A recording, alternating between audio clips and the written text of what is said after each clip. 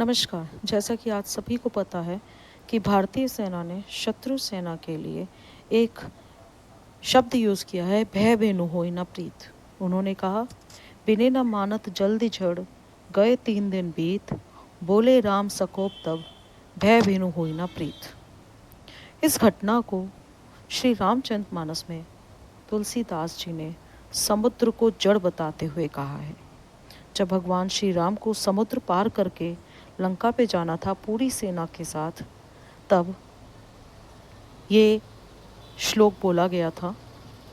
ऐसा माना जाता है कि प्रभु श्री राम समुद्र के चरित्र को देखकर ये समझ गए थे कि अब आग्रह से काम नहीं चलेगा, बल्कि भय से ही काम चलाना होगा। तभी श्री राम ने अपने महाअग्निपुंज शर का संधान किया, जिससे समुद्र के अंदर ऐसी आग लग गई कि उसमें वास करने वाले जीव जंतु जलने लगे। उसी समय समुद्र प्रभु श्री राम के समक्ष प्रकट होकर हाथ में अनेक बहुमूल्य रत्नों का उपहार लेकर अपनी रक्षा के लिए याचना करने लगे और कहने लगे कि वे पंच महाभूतों में एक होने के कारण जड़ हैं। अतः श्री राम ने शस्त्र उठाकर उसे उचित सीख दी।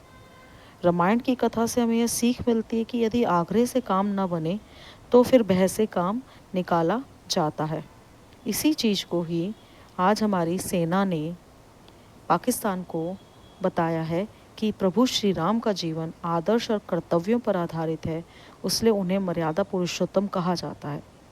परंतु यदि समुद्र से आग्रह करते हुए जब श्री राम को 3 दिन बीत गए और समुद्र का उस पर कोई प्रभाव नहीं हुआ, तब भगवान श्री राम को समझ में आ गया कि अपनी शक्ति से उसमें भय उत्पन्न करना अनिवार्य है। वही लक्ष्मण तो पहले से ही आग्रह के पक्ष में नहीं थे, क्योंकि ये श्री राम के बाण की अमोघ शक्ति से परिचित थे। वे चाहते थे कि उनका बाण समुद्र को सुखा दे और सेना आसानी से पूरी सुविधा से समुद्र पार शत्रु के गढ़ लंका में पहुंच जाए।